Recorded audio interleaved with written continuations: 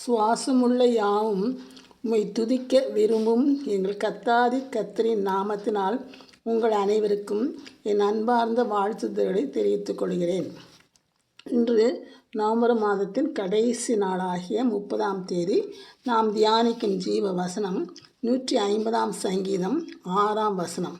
சங்கீதம் 150 வசனம் 6. சுவாசமுள்ள யாவும் கர்த்தரை துதிப்பதாக. அல்லேலூயா. சங்கீதங்களின் முடிவு துதியில் அமைகிறது பொருத்தமாக உள்ளது. கர்த்தர் உயிருள்ளவைகளையும் உயிரற்றவைகளையும் படைத்திருக்கிறார். அதில் சுவாசிக்கும் உயிருள்ளவைகள் யாவும் அவரை துதிக்கும்படி கூறுகிறார்.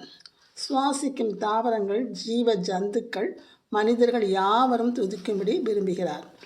உயிருள்ளவைகள் யாவும் காற்றிலுள்ள ஆக்சிஜனை சுவாசித்து கார்பன் டை ஆக்சைடு மற்றும் இதர அசுத்த வாயுக்களை வெளியேற்றும். கர்த்தர் தமது சிருஷ்டிகள் மகிழ்ந்து தம்மை துதிக்கும்படி விரும்புகிறார். சகல ஜனங்களும் ஜாதிகளும் தங்களை கர்த்தரை துதிப்பார்களாக. கர்த்தருடைய வீட்டிலும் தேவனுடைய ஆலய பிரகாரங்களிலும் நிற்கிறவர்கள் கர்த்தரை துதிப்பார்களாக.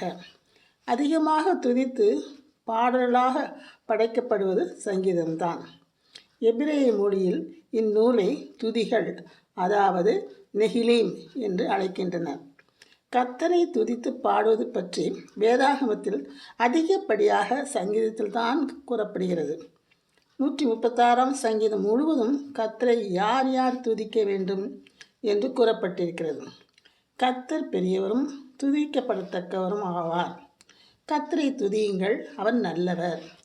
நாள்தோறும் துதிக்க வேண்டும். காலையிலும் மாலையிலும் துதிப்போமாக. முழு இதயத்தோடு கர்த்தரை துதிக்க வேண்டும். பண்டிகைகள் தோறும் கர்த்தரை துதிப்போமாக. கர்த்தரை துதிப்பதும் உன்னதமானவரை கீர்த்தனம் பண்ணுவதும் நல்லது. துதித்தலுடனே அவர் சந்நிதிக்கு முன்பாக வந்து சங்கீதங்களால் அவரை ஆர்ப்பரித்து பாட கடவோம். தாவீது அவரது உதடுகளால் கர்த்தரை துதிப்பார். அவரது வாய் கர்த்தருடைய துதியினால் நிறைந்திருக்கும். அவருடைய நாவு நாள் முழுதும் கர்த்தருடைய துதியை பாடும். துதித்தலே அவருக்கு இன்பமும் ஏற்றதுமாய் இருக்கும். எதற்கெல்லாம் எப்படியெல்லாம் கர்த்தரை துதிக்க வேண்டும் என்று கூறுகிறார். எக்கால துணியோடும் வீணையோடும் சுரமண்டலத்தோடும் கைத்தாளங்களோடும் தம்புருவோடும் நடனத்தோடும் அவரை துதிக்க வேண்டும் என்று அவர் விரும்புகிறார்.